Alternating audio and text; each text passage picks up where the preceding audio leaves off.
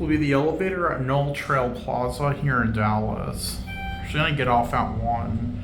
There's only one working elevator today.